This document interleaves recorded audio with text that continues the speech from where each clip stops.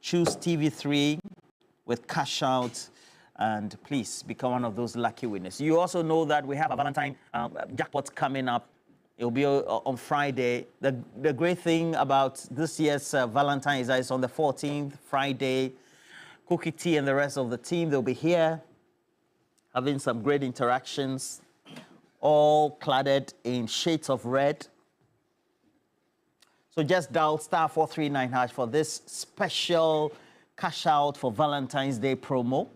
Become one of those lucky winners. Select option 8 on Friday. Select option 8 on Friday. All right. Let me just say, Sheikh Abubakar Ali Napari, you are the founder and then executive director for the Salt and Light Foundation. Great man. He's also the president for the Salt and Light Foundation. They do a lot of advocacy, improving child mortality, education, and then also promoting peace across the country, especially in many Muslim-dominated communities. Great man, Sheikh Ali Napari. Wishing you all the best for the day. We have to keep in touch one of these days. Xavier Doche, also good morning to you as well. But in the meantime, let me just introduce our guest for you today. A former member of parliament is right here. He's a regular on the show. Mohammed Abdulaziz, former MP for Myong. Good morning to you. Good morning, Roland. I hope you're well. I'm good. Great.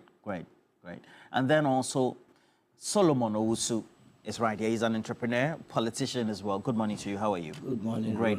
Yes. Great. Well. Now, for those of you who have joined us on stream, you should know that we want to talk about some important pertinent issues. And it's also because the Chief of Staff signed a letter indicating that all appointments made post the election day of the 7th of December 2025, please, those appointments are moot. So I don't know what you think about it. For those who have joined us, Laurentia Bonsu, wishing you all the best for the day. What do you make of this as well? Please send us your messages as well. Joshua Kwamla, wishing you all the best for the day. Please, what do you make of our discussion this morning? Awilo Law, also there, Kinseto, Akasokri Joseph, Kwesi Mensah watching us from the US, Patrick Kubesika. What do you make about the, well, now we know, notice by the Chief of Staff, all those appointed, etc. But in relation to good governance, etc., a precedent has been set. Does it mean we should continue about it? What should be done? Dr. Jonathan Asante Ochre is a political analyst, also is with the University of Cape Coast lectures there. Good morning to you, Dr. Jonathan Asante Ochre. Dr. Jonathan Asante Ochre will be joining us when he's ready, and so we'll be having him. Samuel Ahinsa, Justice Anaba. Okay. Dr. Samuel Efriye instead. Dr. Samuel Efriye, good morning. Yeah, good morning, Roland. How are you doing? Yeah, good morning to you. I was waiting for Dr. Asante Ochre, but I think that he said he's busy, so we'll take him at some other point. But how is it with you in Kumasi? Yes, Kumasi is good. Everything is well. The weather is a little bit cloudy, but we hope that there will be no rain. Yeah, so that we all go to bed. It means there'll be rains. And I'm sure you witnessed the Council of State elections and you monitored it as well in terms of the disturbances. But this is what the Chief of Staff said. And the Chief of Staff did indicate that all those appointments are moot. But what does it mean? Mohammed Abdulaziz, why do we have that? Well, good morning again, Roland, and good morning to Solo here, and good morning to our viewers. The Chief of Staff has issued a letter asking all Chief Executive Officers in all state agencies, ministries, departments, and agencies to terminate the appointment of people who were recruited after the December 7th elections. And every reasonable Ghanaian would have seen that coming. Because if you remember, right after the elections, during the transitional period, that matter was raised by the NDC side of the transition team. The spokesperson at that time for the transition Honorable Felix Kwachiofosu raised that matter publicly. In fact, we were made to understand that the government side the then government side were engaged on that matter. Two issues were raised, that they should do recruitments and payments in consultation with the incoming regime. Because we thought that, look, we had gone for an election, a political party had lost, another party had won, and so taking some major decisions ought to have been done in consultation with the incoming administration. And so we read that matter. We're made to understand that some meeting was held and some understanding was reached between the exiting and then the incoming administrations at that time, somewhere around the 13th of December. And so there was some arrangements on that matter. But later we all heard the then Minister for Information, Honorable Fatima Abubakari, issued a letter indicating that they were going to proceed to do whatever they wanted to do because they were still in charge of administration of the country. And so there was no need to engage the incoming administration. And so they proceeded, entering into contracts of many forms and shapes, recruiting people into the public service, and making some huge payments from the Consolidated Fund and other state agencies. That was done. And so we had served notice that if we assume the reins of governance, we're going to reverse this decision. So it shouldn't come as a surprise to everybody. It shouldn't come as a surprise to reasonable minds in this country that the Chief of Staff has issued a letter asking that all those who were recruited after the December 7th should be terminated. This is not the first time that this is happening. If you remember, somewhere in 2017, at the risk of being accused of equalization, somewhere in 2017, the minister designate for, was it public sector reforms or senior minister Osafo Mafo, issued a letter dismissing about 13,000 public sector workers that were recruited after the December elections in 2016. And the reason he gave was that they were not consulted in recruiting those people. Our reason for dismissing these public sector workers who were recruited after December 7th is basically because of the fact that, look, our finances cannot support them. We are living in a country where more than 50% of our tax revenue is used to pay public sector workers. Payment of public sector workers and interest on loans alone accounts for over 100% of our tax revenue. We don't think that our finances can support the payment of compensation to these individuals. Maybe when our finances improve, government may want to open the opportunity for every Ghanaian, including these affected people, to apply and be recruited into the public service. But for now, it is very, very clear that we are unable to take them on board. Mr. Abdulaziz, do I get it that the recruitments that were made en masse are those that have been affected? Because if you know, there's a precedent had been set by the previous administration where the 13,000 people, of course, post the comments and then the position being the policy direction by the senior minister was announced publicly. Because they had maintained, that is the Akufo-Addo government, had maintained an appointment or a couple of appointments that had been made by the John Mahama government, i.e. the boss for the Commission for Human Rights and Administrative Justice, Joseph Wetao, and you will find that even Daniel Domelevu had also been maintained, irrespective of how we think he was treated while in office by the Akufo-Addo-led government. And so these appointments would come in two folds. We are talking about chief executive officers of state institutions. That is entirely different from recruitment as public servants that are and for independent organizations. Exactly. These are two different issues that we are talking about. And so, like I indicated earlier, the finances of the country will not be able to support the compensation for these individuals. As and when our finances improve, government may want to open the opportunity for those who are willing to be recruited to apply. I've heard people insinuate that they are being determined because those who were recruited are largely seen to be members of the new Patriotic Party.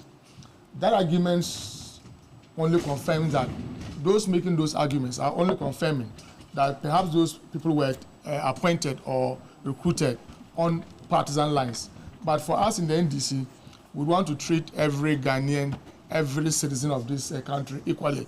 And so it doesn't matter whether somebody is an MPP or an NDC person. The fact remains that these are citizens of the Republic.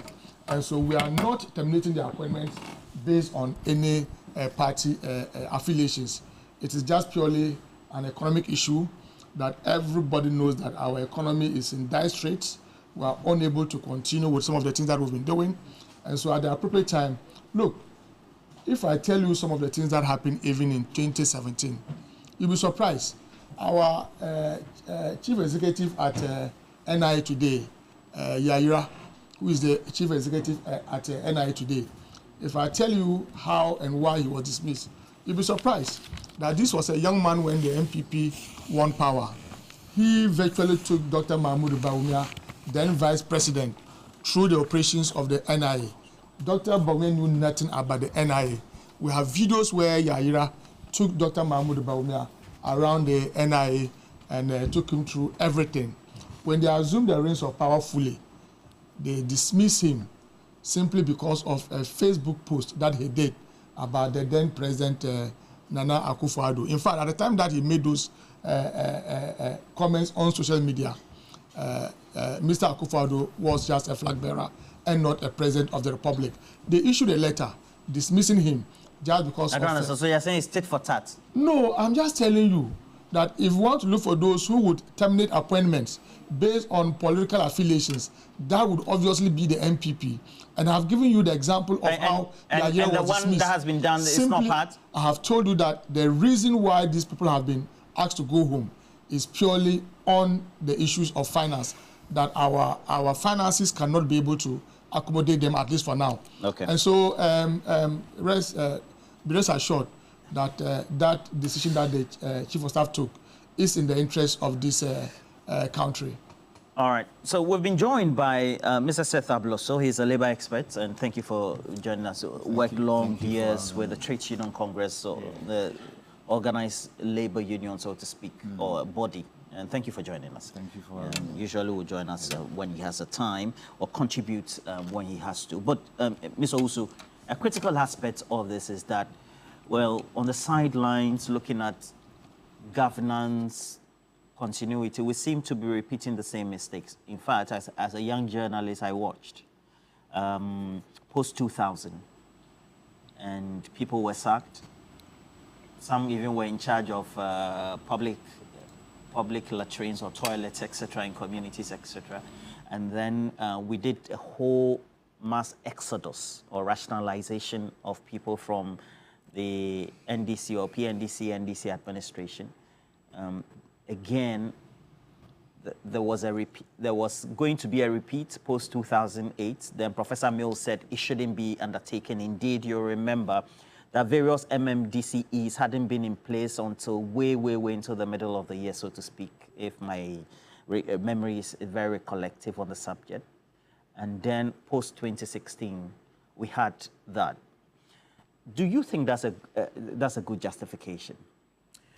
Roland, let me say that, let me greet my brothers in the studio and then say that the system that we are operating currently will crash at a point. I'm not... You mean the democratic system? It will crash at a point. Why? I mean, we are not setting the right standards for the country. This is, I would call it a seasonal problem. This political party comes in, sack the previous administration staff, and then when they are also leaving, or when they leave, the new one also come in and sack. It will crash. It will not suffice. The reasons being given, I dare say, are not the real reasons. Remember, huge unemployment exists in the system, and these are young ones that went out to campaign vigorously for the National Democratic Congress. They also need employment. So if you are a party, you have come into government, and there's so much pressure on you, you must do something to also appease your support base. You think those are the reasons why? Absolutely, that is our emolument, our interest payment has always been above our GDP threshold. We are paying using these two line items to cater for all our taxes. But every day now, we employ people. So it is a way of getting out those that were engaged by the previous administration and replacing them with people that are affiliated with the National Democratic Congress. But that is fine, because a lot of people also benefited from this same arrangement. Those that are complaining, can you imagine? First of all, we are not even told the numbers that are involved. I don't know whether they are in their hundreds or they are in their tens. It could even be that a proper auditing of it will indicate that that the numbers are even more expansive, expansive or even less. I see. Mind you, the cut-off point, they say after 7th of December. We don't know. It could even be 50.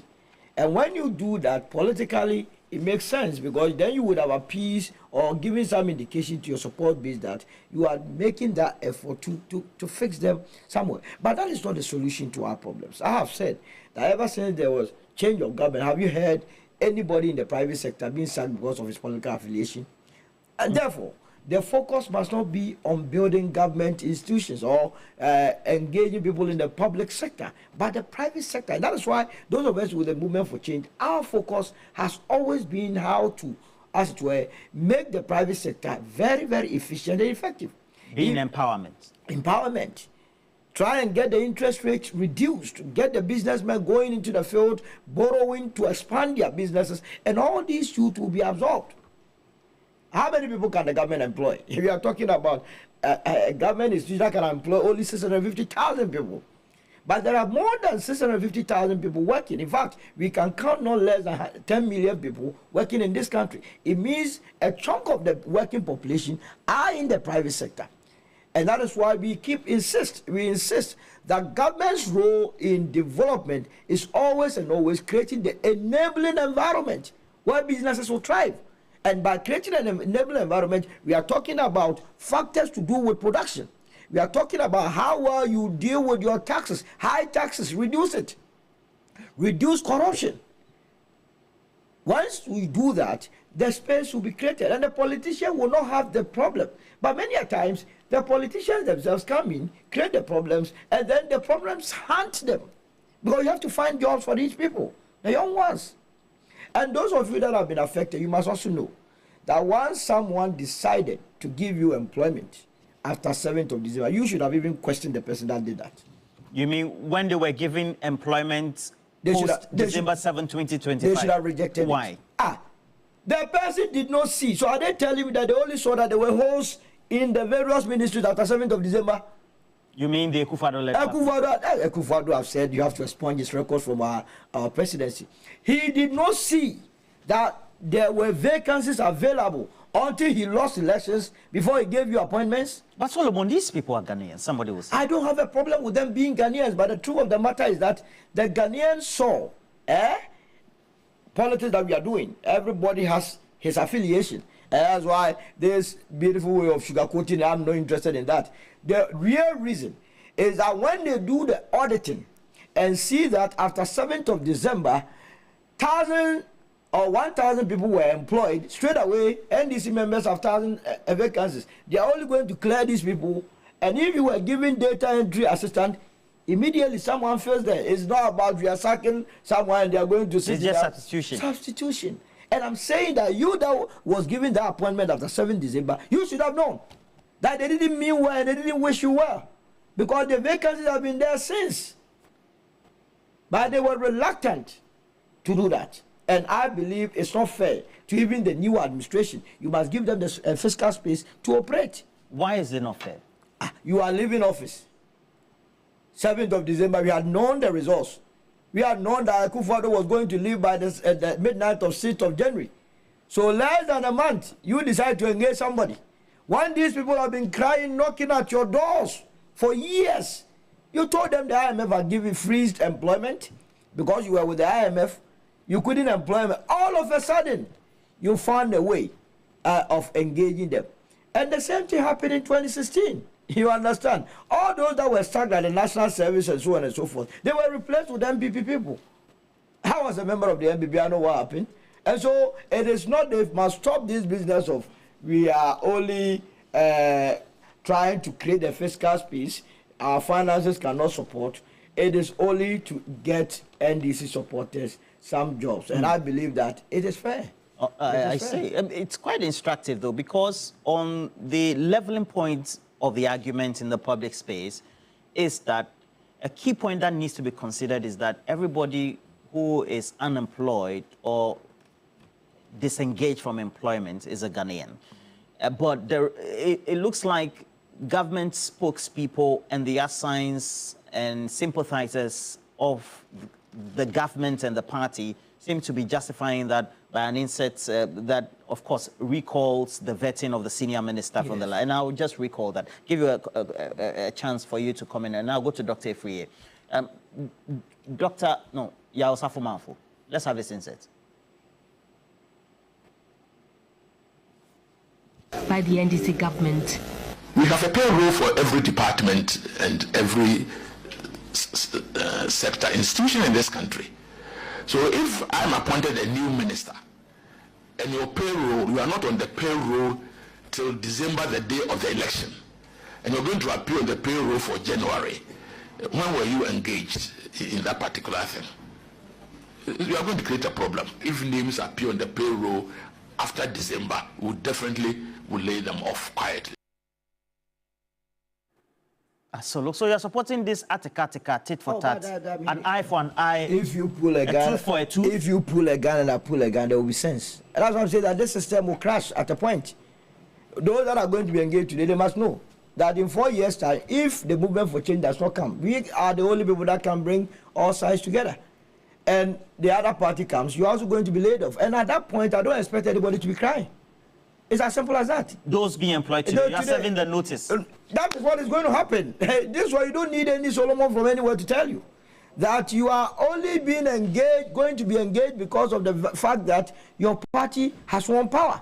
I see. And those that were also engaged must know that after 7 December, the only reason you were engaged was the fact that you were members of the New Patriotic Party. And also not just members, some of them were cronies, friends, family. You know this family and friends business? They did that. Family and friend business. Oh, yes, that was what was happening. Dr. Efriye, you have followed the politics of Ghana. You do the analysis as well. You're also a key player as a politician and then also an academician as well.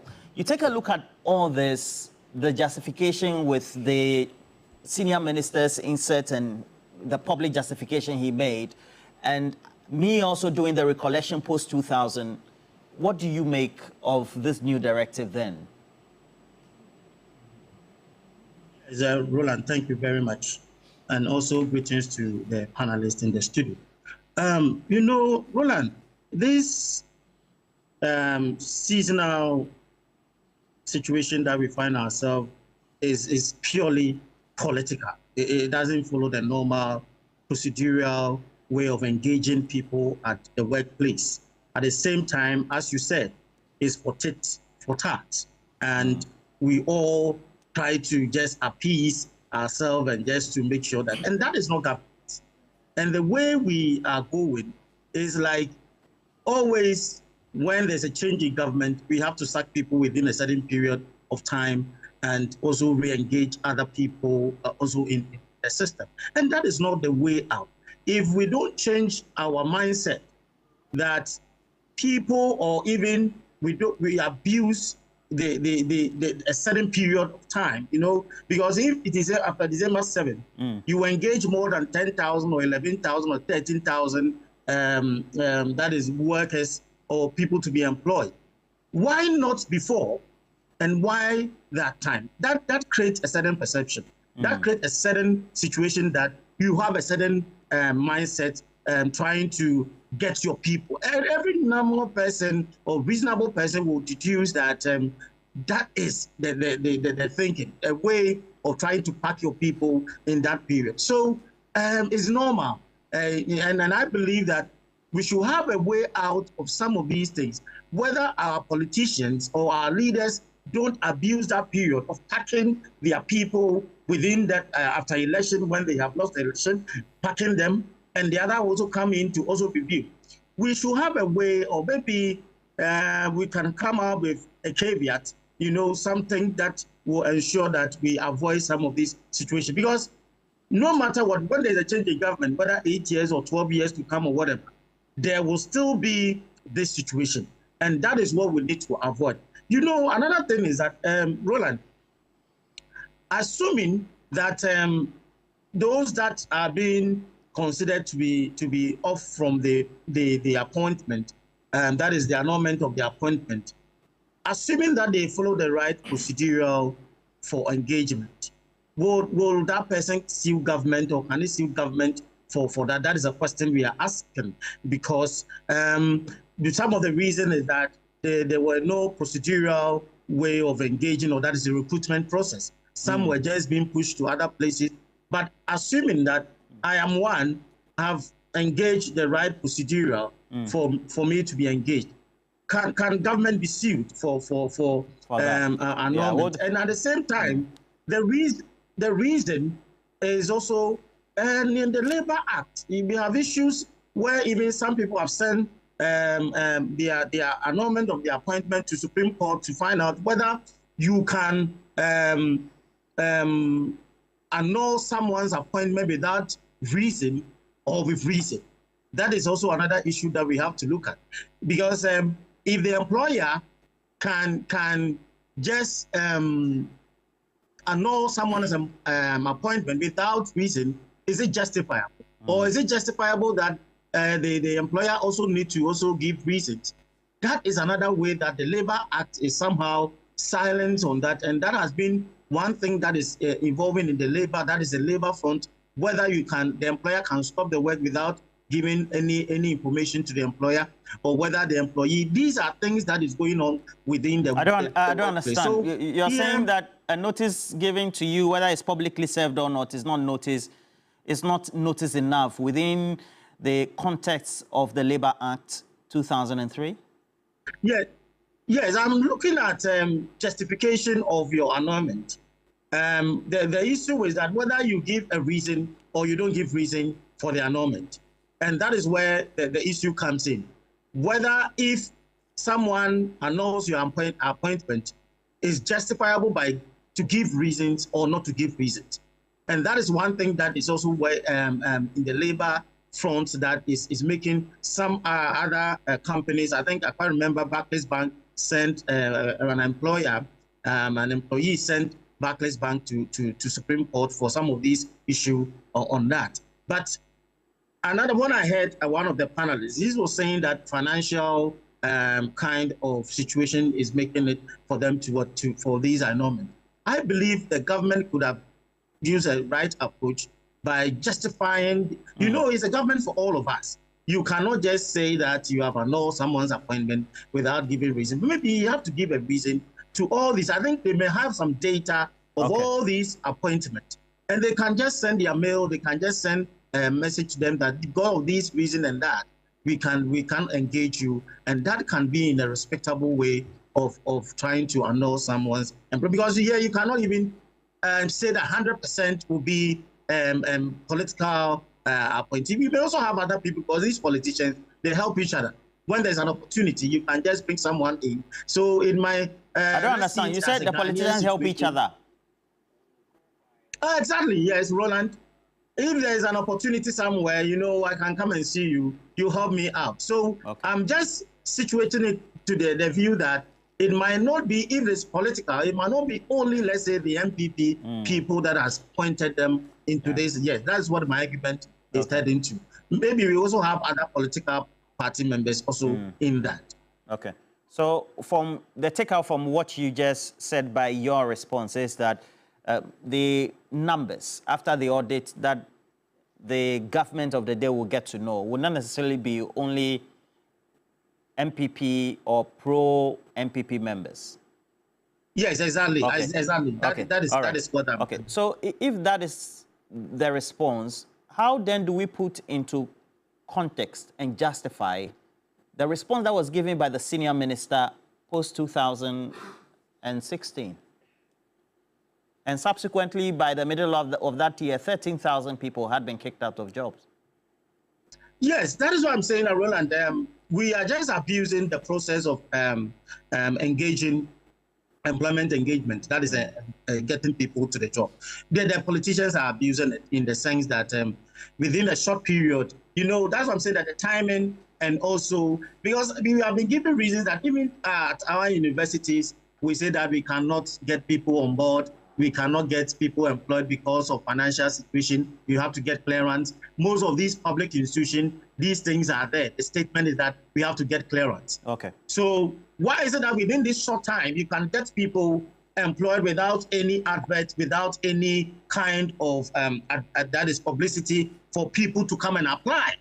These are the things that comes in, because when the police are recruiting, they will make these announcements in the print media and also the electronic media for people to come in to apply. So the right process followed before engaging some of these members. All these appointments is just that we just use, should I say, an Azar way to get people on board? No. I think that we should be very careful and use the right procedure. And when the right procedure are met, because you cannot just 4 weeks, yes, you can get people, but there's an employment procedure where you give a stage for an interview, you give a stage for even medical and other things to be considered. But maybe it's a rush, a kind of political employment for these people. And we need to look at these things so that we cannot only be repetitive in this situation. It doesn't help all of us in terms of our political governance and when it comes to transitions. It doesn't help all of us. Okay. Mr. Seth Abloso, the ball is in your court. You, the Labour people, how do you rationalize this or do a proper explanation, and then you give your own maybe sentiment or concerns and then the recommendations to this phenomena? Because I can't say that it's just a one-time process. Yes. Thank you very much. Before the announcement from the Office of the Chief of Staff annulling the appointments, I recall just before then he had issued a circular asking public institutions to give particulars of persons who had been employed within a specified period. Because they had agreed at a transitional table. Yes. That there should be a halt. Yes. To such recruitment. Yes, but indications are that recruitments had gone on in spite of that understanding. Not only recruitments, but promotions had gone on without due process. And I'm getting a lot of indications that several persons have been employed in some institutions without due process. Some have been promoted without due process. In fact, in some places also, contracts of employment have been, shall I say, have been backdated, and some provisions altered to backdated before 7. Yes, backdated and altered. I see. And some provisions altered to cater for some of these irregular employments that have been done. So there is a lot that tells about procedural errors and procedural infractions? Serious infractions that border even on criminality. Because you are backdating, you are altering, for instance, where people should serve probation for 6 months, the contract has been altered to make it 3 months. So that you get out of the window. So that you get out of the window. So that the net does not catch you. So that the net does not catch you. These are criminal, purely criminal. And you see, we shouldn't end this exercise with just asking people who have been wrongly employed to go home. We need to do a human resource audit and go after some of these procedural errors. Who are involved? is the head of HR aware that The perpetrators. yeah, the perpetrators, and the perpetrators must be taught some lessons for the younger generation, for students in universities. And I would recommend even going forward for some of these criminalities. We should go to the extent of seeking court order to bar certain persons from managing companies. Section 177 of the Companies Act says restraining fraudulent persons from managing companies. And there, whether you are convicted or not of a criminal offense, it applies to you. So you are even expanding it further in terms of the punitive measures that need to be undertaken. Yes, punitive. It's not enough to say the beneficiaries have been disemployed. Have been disemployed. No, we need to go further, and so no. You see, if and I pray the chief of staff's office doesn't end with just annulling. Yes. You should go and look for the senior management officers who took their decisions. Yeah, the details he asked for earlier should be supplied. Hey. With date for fresh employments. When did the person apply? When was the person invited for an interview? Has the person served probation? Has any contract been altered? And when I say contract, it expands to collective agreements. Because I've seen statements in certain places where workers are angry that an outgoing administration has done some of these things. They've packed the companies or the public they've not only institutions. Packed, but public institutions, they've not only packed, but have altered contracts. I see. General contracts to cover these, I dare say, criminalities. And at any point in time, government needs to know, every government needs to know how many people are on the public payroll. It's important for budgetary processes. Now, if you have a situation where employment is being made without recourse to lay down procedures in violation of principles in the public service, you don't leave them to go just like that.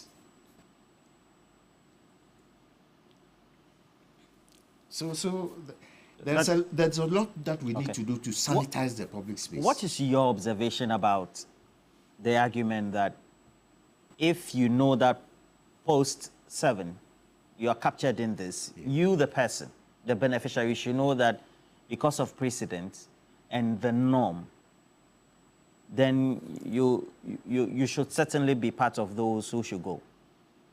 Is that a good practice? Not necessarily in labor, but within the context of offering employment and then creating a level ground for all sides? I think it's important that those who find themselves in such a situation should begin asking themselves, if they haven't already, they need to begin asking themselves how they got employed. Did they write an application? Were they beckoned to submit an application? Did they attend an interview? How many persons interviewed? How many persons were on the panel? In the public space, not one person conducts an interview. And as a prospective employee, if you're attending an interview, you should know the persons who interviewed you.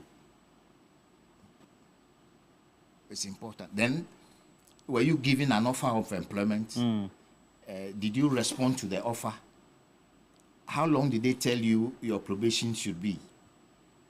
Were you requested to undertake medicals? Did you undertake those medicals?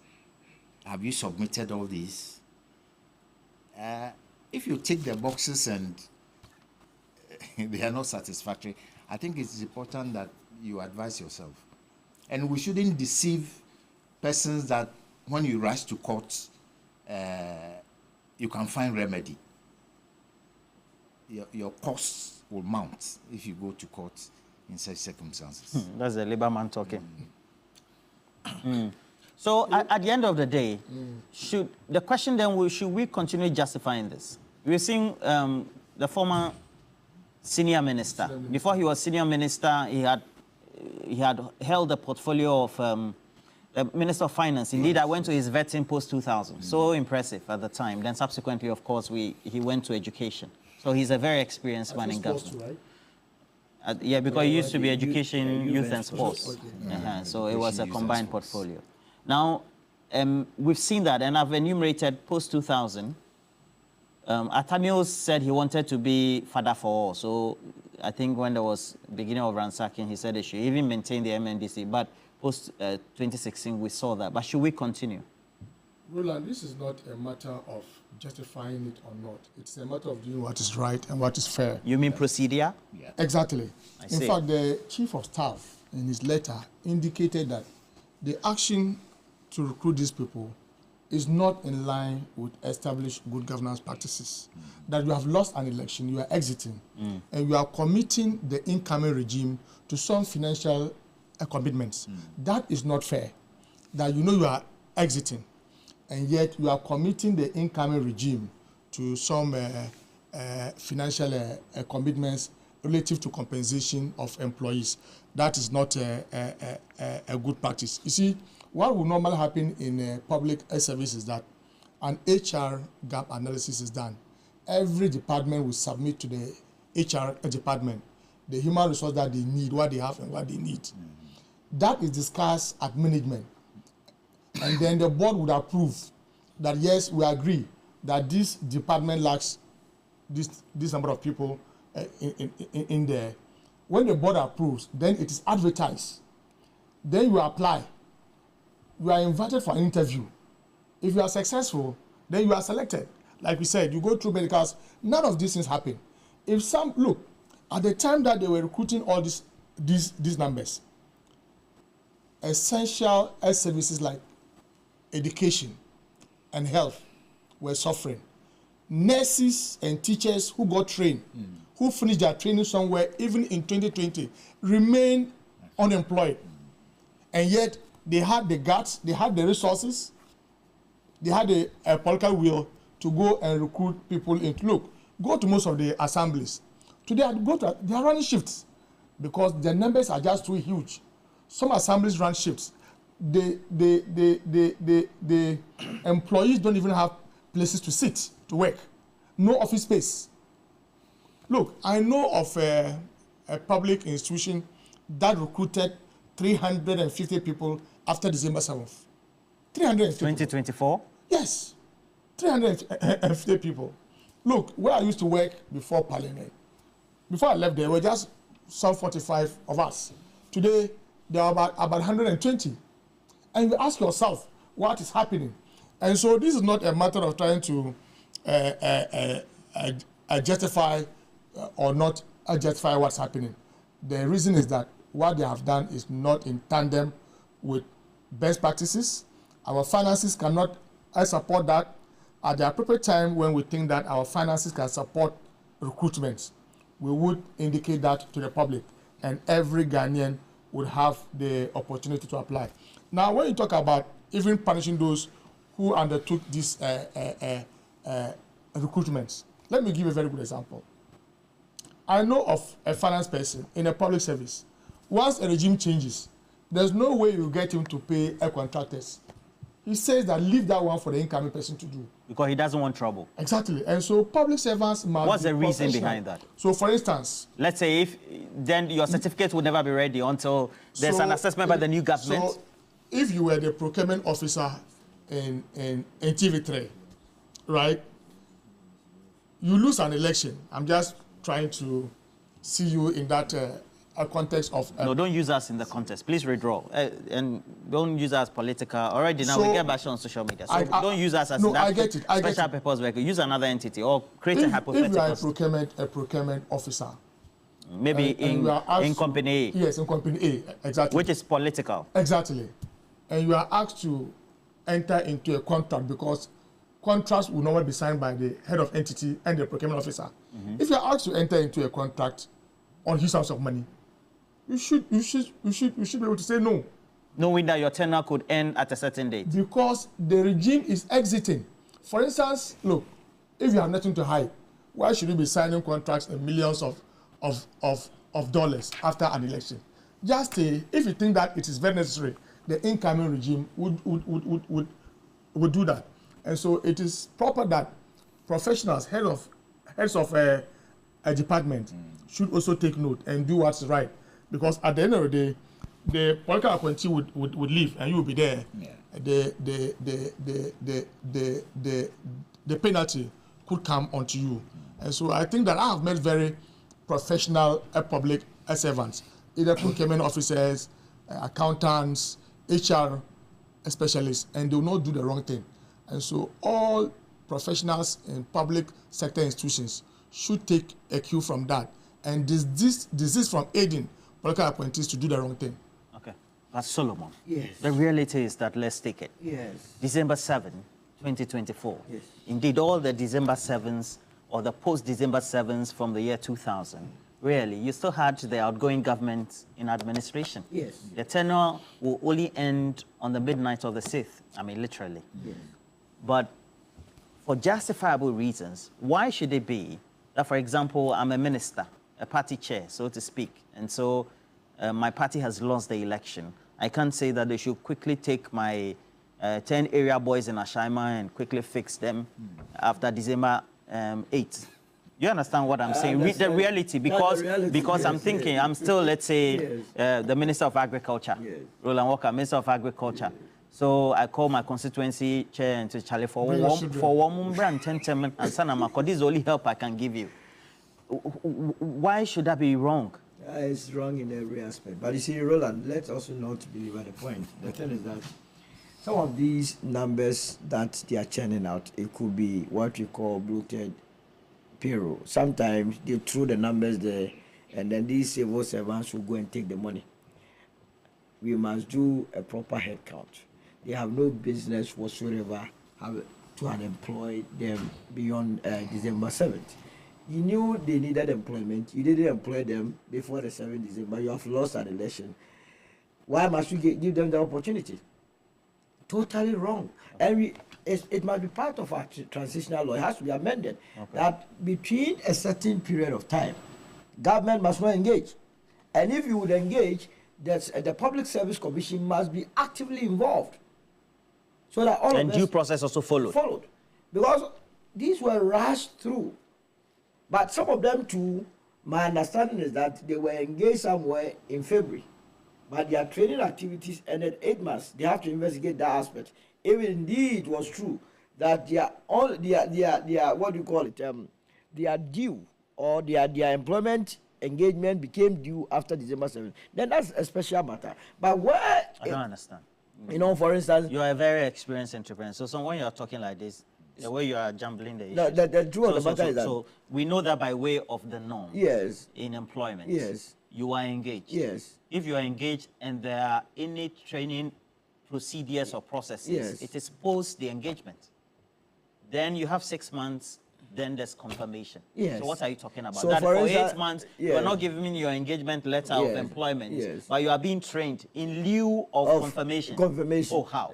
That is what some of them are saying. But it's not justified. That's why, I mean, the point is that whichever way you look at it, so long as their appointments came after December 7th, whichever way you look at it, it's not justified. And I agree with Osafu Mafo then, and I have to agree with the Chief of Staff today, that if you were engaged after elections, you must not be there. Purely political appointment. And even if you are not political, you just happen to fall victim. Everyone is political. Let's say you are my area guy from Ashama. So Everyone is political. Post 7, you are political. Everyone is political in this country. So forget about those who say we are neutrals here and there. Everyone is political. Everyone belongs to a faction. And your faction gave you an appointment. I have come. And I'm saying that it is not a matter of reducing the numbers in the public space. It is a matter of freeing space for the NDC members to also occupy. It's a replacement regime. No, and believe you me, and I dare the chief of staff that if he is able to revoke all these appointments, he must tell us all these ministries, show us all the areas that these people were going to occupy. In 2 months' time, let's go back and see whether those positions have not been occupied. You have your time for rebut. Please hold your... Dr. Friye. I can assure you that's not the case here. Dr. Friye, please. My brother. I can assure you. Please. Okay. That's not the case here. People will be filled. That is not the Mr. case here. Abdulaziz says that's not the case here. But I have this one from Moses who says that, look, I work in one of the top companies, GMPC. There were recruitment massively. I know of the energy sector colleagues who told me about Ghana Gas, ECG, and VRA, mass numbers. Even before December 7, there were people who were employed and couldn't even find chairs. For example, at Ghana Gas, I don't know. But the reality is that we're creating a certain cycle where now Solo is saying that if you know that the net captured you post 7, know that abaye dibo techini ye de bebo ban. But should we be going that way? It should not be the case. It should not be the case at all. So what should we do? What we need to look at is we need to have a way out in terms of engaging people after elections. And, you know, it depends on the maturity level of our politicians within this time, especially with the, after losing election. You know, where we need presidents that can put their feet down and say, this is what we will stop this kind of situation and we will not let it happen again. Maybe we can also come up with a caveat that even any appointment should also some are not be considered and should follow the right procedure. We can have a certain kind of a system where the rushing of appointment during, that is after the election, will have to stop. And I believe that we can come out with a clause, or we can come out with a certain kind of laws that I think there should be a way that will shape leaders after the election, so that they will stop this kind of, because if not, they will still abuse it, they will still sack people, they will still employ them, and that will always be a tradition. I think we have two situations now, and the way out is to stop it outright. And I believe that the President Mahama is in. We should engage stakeholders or government experts so that we can have a better solution to end this. If not, Roland, I'm sorry that we keep on. If we devoid of political appointment, you know, our governance system or our structure of our politics is so partisan in such a way that everything we use partisan approach. Everything we use partisan approach. Even if you are not, they will ensure that they convert you to be partisan. And that is what we need to avoid that. All right. Somebody from the Bank of Ghana just sent me a message. They said one Cynthia, formerly called Cynthia Autry, that sister of somebody, was employed after December 7 at the Bank of Ghana. You people. No, but Roland, even if you go to Parliament, you know about 215 people have been engaged there. Parliament. December. And the appointments have been backdated. It is all over the place. But you see, Roland, I would beg of the Chief of Staff to publish all those that have been given appointment. It's also another problem to various state institutions. Because there are some institutions that people are holding 2 different appointments. Please, the Chief of Staff as a matter of urgency. And could be earning double salary. Yes, even with this current administration. Appointment to various key institutions. One is fake, one is correct. They are all there, fighting that have been made, acting chief executive of this place, acting. Please, for Christ's sake, publish all those that officially. For transparency. For transparency, so that we know whom we are dealing with. Mr. Setablo, so now, we've come to this point. Going forward, how quickly should the chief of staff make sure that those who took the actions, because you are advocating as a labor person, that those who took the decisions within the public services should be held responsible? How quickly should he make those public and take the actions before? Thank you. It should be after compliance with this directive of his, and in particular the earlier directive asking for particulars of persons who had been employed. Okay. It's important. And you see, in all this, we should work towards getting back integrity in our public space. Look at SNIT. The top 3 or 4 shouldn't have waited to be asked to go home. As soon as the attempted sale of the hotels went bust, they should have resigned. They should have resigned their office. They should have. Again. I'm saying that in an institution like SNIT, where only recently the Director General and 3 deputies have been asked to leave, this directive should have been self-imposed. They should have left after the attempted sale of the SNIT hotels had gone bust. Because that decision was fraught with infractions. Was fraught with serious infractions. And I dare say criminality. And interestingly, the Osafu Mafu that was asking people to leave, he rather placed his son. Children. Yes. Yeah. At SNIT. Yes. Osafu Mafu was saying that the government was not ready to take on more people. And that Yet the he policy found was space full. at SNIT Yeah. and engaged his son. The son wanted to sell a whole hotel. You see, this country, a lot of things have happened. That's why I'm saying that this thing can only be resolved when we have people that are thinking about the development of this country. Okay, conclude for me. Yes. And when yes, so We're talking about the sale. line of of the yes. sale. Yeah, the You sale. said those who took the, Yes. And even when the managerial decision. yes, Dr. Tinkran was asked to leave. Kofi Osafo Mafu was a deputy. He should have been asked to act in that capacity. But he was straight away promoted and appointed Director General. You don't do that in the public space. I see. That was in line with the I have this message on our console. It says that, look, I can tell you confidently, I work in the intelligence service, so I cannot divulge my name. But of course, this is my name, and I'm sending you even my number. Okay, so I've seen your number. The directive from the Chief of Staff is in the right direction. The NPP government, just before and after the election, employed over 800 persons into the into the Narcotics Control Commission, and this represents over 90% of the current staff strength of the commission. Can you imagine? They used just one recruitment to double the staff strength of the commission, and their dates of appointment have been backdated. You see. Don't mention my name. Okay, you won't. Don't You are afraid. Yeah, they are all But afraid. Parola, All of confidence. them. But then, I mean, if you are somebody, No. All of These them. are public servants. Yes, They can, but go, what- they can go after them. but have they Now, given this what they information do, as for this backdating of appointment letters, it's a very simple thing to detect. If you go to an institution as a CEO, all that you do is to request for their payroll. If you were not on the payroll in November, October, and you suddenly find your name in December, the payroll of December, there's no way you can backdate anything at the bank. So, for instance, if I take the payroll for October and November, and we had only, let's say, 5 employees, right?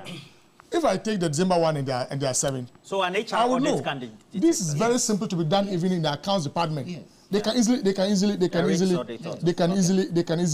that is that. like going like along the lines of the, not exactly, but along the lines of the aura. We need something similar in the public stakes relative to recruitment. Look, one thing that has become a phenomenon over the last couple of years is for security services. I mean, you have your friends who maybe are your schoolmates, course-mates, who will tell you that, look, there have been a number of people who have come in, there was no public Advertisement. where, you know, we used to see long queues at LWAC and some of the centers, and then people are recruited. And then they will tell you, even just as a matter of display, if you want to be inordinate about it, just organize those events and then choose what the people you want to choose. But this one, they sneak people in, they give them text messages and all that. But we cannot go on that way, can we? No, but that's why I'm saying that we have destroyed our institutions. Yeah. And that is and why... there's trouble looming. No, Okay. it will crash All right. very soon. All right. Very Do soon. you think there's also trouble looming when it comes to all the things that we saw yesterday with the Council of State elections? Roland, yesterday was a Ghana's day of shame. Yesterday was Ghana's day of shame. You see? Solomon Lusu, why? Because you are electing people to go and, advise the president. First of all, the basis of their election is fraught with fraud, and it's flawed. In the Western region, we are told by a contestant, Nana Nkanumko, a chief who was a contestant, saying that the other competitor who won paid 50,000 to each of the delegates. Corruption has started. The person, if it is true, is going to advise the president with a corrupt mind. Now, if you read the Constitution, Article 89, see those people that are supposed to be there to be advising the president. It says a former Chief Justice, a former IGP, a former Chief of Defense Staff, and then the President of the National House of Chiefs, plus 51. So the Constitution... That's one representative from each of the elected in accordance with regulations. So that election... You must be electing people of substance, people that are in the same category as those that have been mentioned above. Those that have been mentioned above are being used as a measure, so that when you are going into election, Roland, I'm asking you, what sort of vetting took place at the various regions before these candidates were shortlisted? What sort of vetting? I am not against youth being nominated or elected to go and... What sort of advice are they going to give to the president? You mean 30-year-old, 32, 30 gold dealers here and there doing whatever they like? Advise the president. What are they going to advise? Why is that? What? Members of the council. My friend, let me tell you something. That is why this institution called Council of State must be, as it were, abolished. And I'm happy that we gave this book to the president. If you go to page 45 of our great transformation plan, what we advise or propose to the people of this country was that we were going to abolish the Council of State and establish a new second chamber of parliament with representation from key stakeholders and stakeholder groups, including faith-based organizations, traditional authorities, professional bodies, artisanal associations, gender-based organizations, the private sector, labor unions, academia, the diaspora, and the people with disabilities, so that you choose the best amongst all these people to go and advise the president. This whole thing, if you have money, you go and pay. Monetization. And one day we will have our parliament, our Council of State, our president being taken over by criminals. I'm telling you. It will crash. And if you continue on this path, we will have a benevolent dictator. One mad soldier man one day get up and clear everyone and take over, and you have support from the people of this country. We must stop this. Monetizing everything. We have reduced everything to NPP, NDC. Go to Ashanti region. Why do you think the election didn't conclude? Once again, NDC, MPP, someone is paying. Tax must go and spoil it. Is that how we build a country? In any case, their position is only advisory. Advice, when you give me, I can take or ignore. So why must you have it there? The other time I was listening to Mr. Okujeto, the former Council of State member. And what he said even gives credence that it must be scrapped. The lawyer. A lawyer. What did he say? He was asked what their role. He said, well, sometimes they vet the CVs, and if there are no comments, if there are mistakes, they correct it. What are you talking about, Mr. Okujeto? You are correcting CVs, and that must be the reason why Council of State must be available. No, I think you are taking him out of context. Now, there is everything. He had that interaction with Beatrice. Yes, and I listened to him well. What role at all?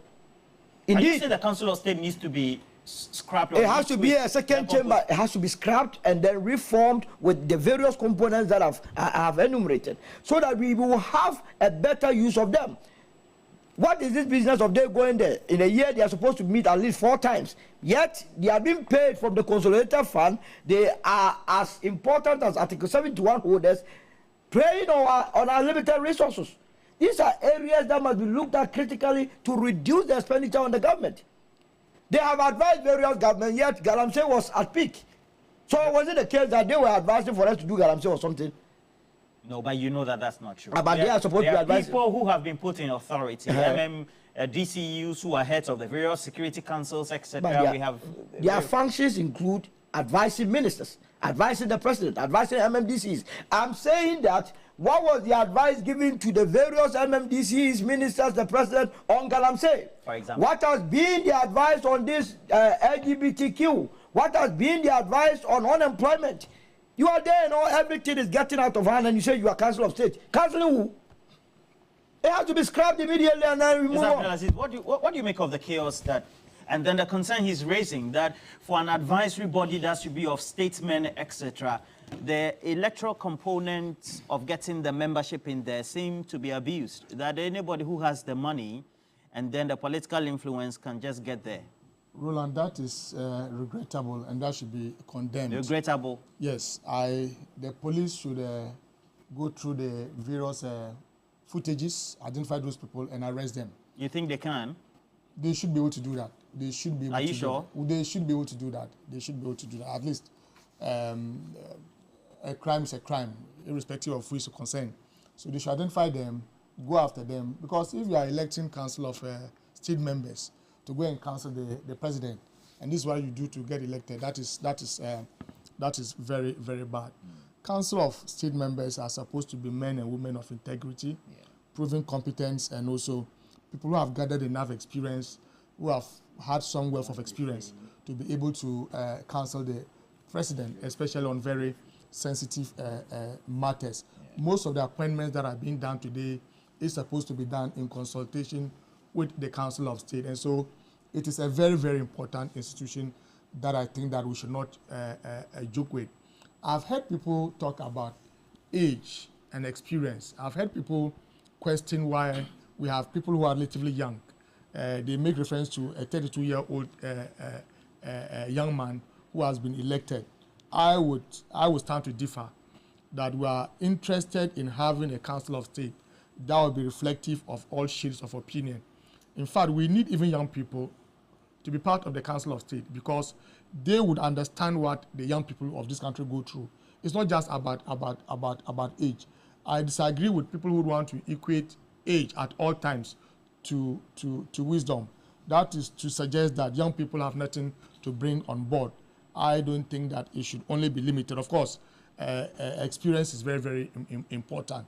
He's saying that the young people are overly monetizing the process.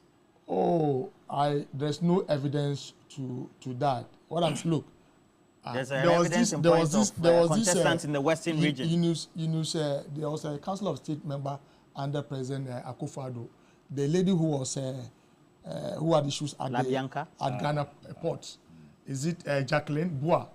This was a Council of State member. But she's a distinguished businesswoman. But it didn't take away the fact that she was involved in a corruption-related issue to the extent that the OSP had to be engaged. And so we are looking for people of proven integrity, who are competent and who have gathered some experience to be able to counsel the president. Look, the person can be as young as 18 years.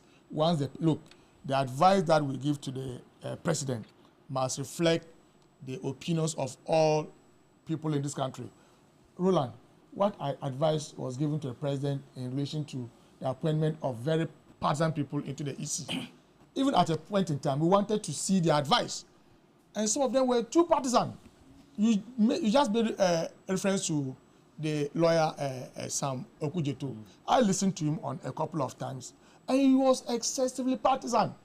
We need people who, yes, everybody in this country is aligned to one party or the other, but people who can be seen to be neutral, who can advise the president on very objective or neutral. There's nobody who is neutral. Well, I agree with you with that. People who can advise the president objectively on some of these issues. And so, for me, age should not be a barrier. Once you are above 18, once you are above 21, at age 40, you can become president or vice president of this republic. At age 21, why not a member of the council? At age 21, you can become a member of a parliament. So I disagree on the issue of the All right, Dr. Efriye. Your members of parliament Dr. at Efriye. 21, you can contest as Yes, Roland, I'm here. The Council of State elections, even in your own home region, very much mad. And the concern that Solomon is expressing here is that the electoral aspects, where we get to elect people onto the state, the Council of State, is now being monetized, creating a lot of politicking from both sides. And so we're not getting the right caliber of people. And that's why we're seeing or have seen the chaos that we saw yesterday. Yes, you know, yesterday I was there myself and I saw everything that happened. Which of the parties did you represent, Dr. Efriye? No, I went there as an observer. You know, I'm also concerned, so I have to go and see what is going there. So I was there myself. Okay, please go ahead. Yes, so what I saw yesterday, I think that Council of State is being politicized, and I will agree to the panelists there that we have to scrap it because it is now leaving its usefulness and is now being seen as a tool of vigorous political position to fight for. And that is unfortunate because you go there, you see banners, you see people so aggressive trying to ensure that they are, and you see that the political parties are behind. And everything went on except that during the counting where one candidate was being seen as having more votes, and unfortunately these tags came in to destroy everything just to, and even the police were many. And that is what I have a little problem with the police, that there were many there, even though these people were so, but there were many and they were not armed. So that one, you cannot fight them. I think there are more than 100 that were, I think getting to 100 that I saw them there. And these guys were able to overpower them in a way by destroying these ballot materials, that is election materials, boxes and other things. So when the press release came in that they are on manhunt, and I was surprised that all these guys were there. So, and how will you go for these manhunt if you saw them or you were fighting with them?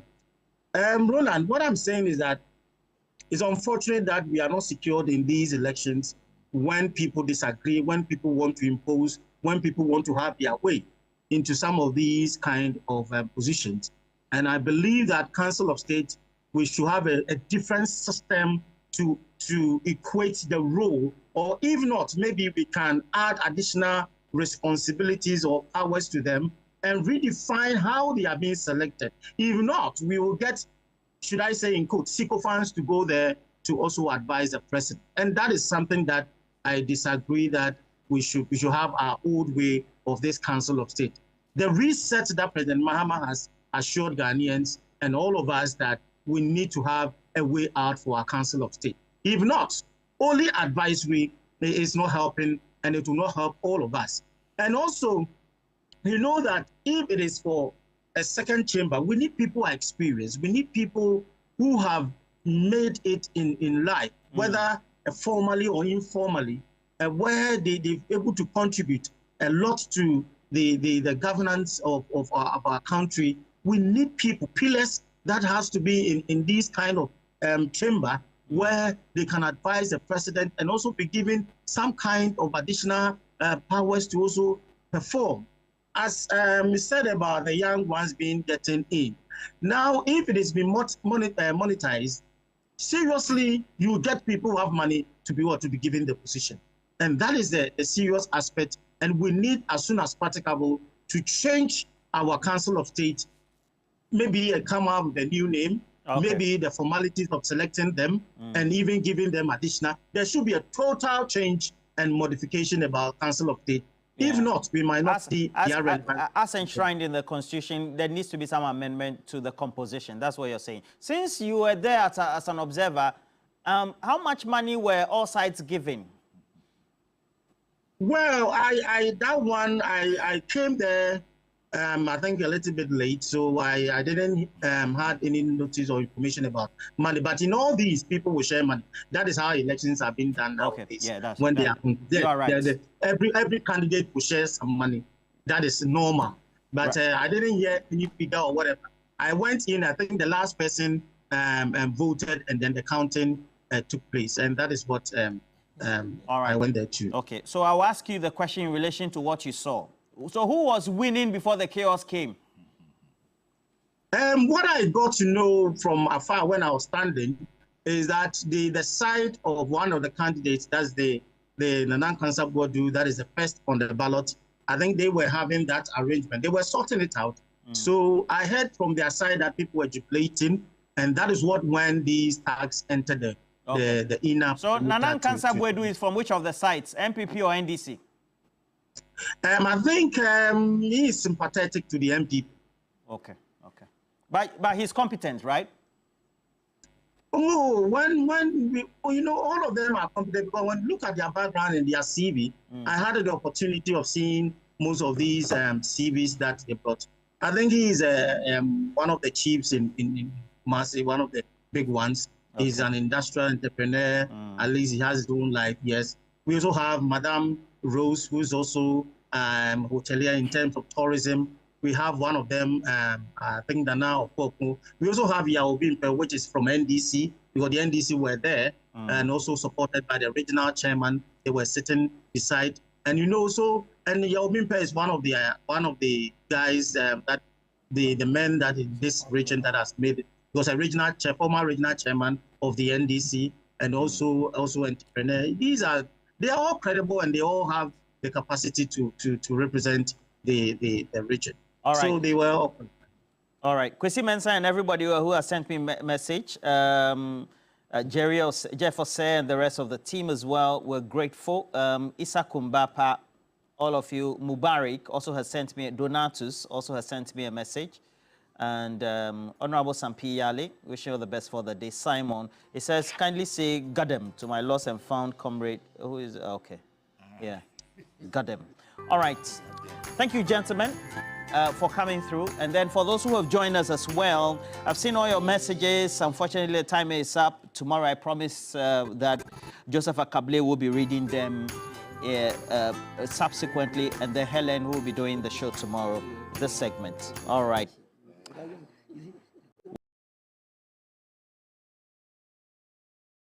We're taking a break, not before we tell you that you have to treat your partner to a Valentine weekend with a romantic getaway to the beautiful Maha Beach Resort. And remember, this promotion is for a very great weekend, starting on the 14th Valentine's Day till the end of the Valentine weekend, 16th, at only 3,100 Ghana cedis, bookable from now till the 13th. So you stay for one night and get the second night for free, all in a standard room for 1 or 2 persons.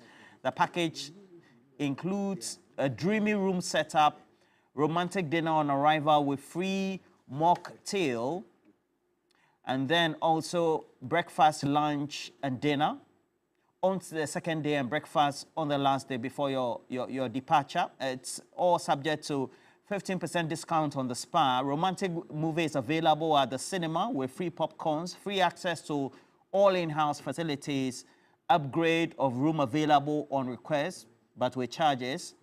Boat ride to the Maha Village available on request at 350 Ghana cedis per couple. There's party rides, so the party bus rides with kebab and drinks with a DJ playing on board, also available at 500 Ghana cedis for the couple. Remember, terms and conditions are all applying, and the offer is available only when you book directly with the hotel. 100% non-refundable payment is required to confirm your reservation. The offer is bookable from now to the 13th of February 2024, and so the bookings are strictly available only within the period stated. Remember, you have to do that before the 14th. And again, the offer is for the weekend 14th to the 16th. Just in case you want to call, very easy for you to do so. The numbers are 030-3977-773, 050-157-0684, or you can also email, very easy to do so, with the email sm@maharesort.com/reservations. Thank you, gentlemen. We're taking a break. We'll be right back with the latest sports update.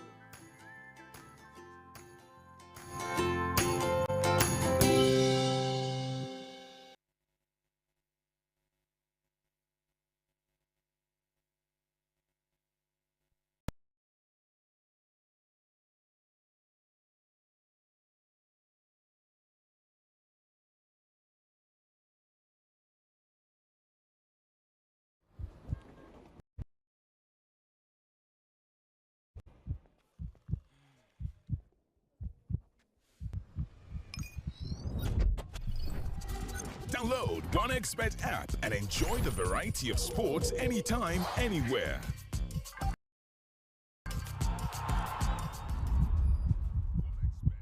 This advertisement has been vetted and approved by the Gaming Commission of Ghana. Bet responsibly, not for persons below 18 years. Gambling can be addictive.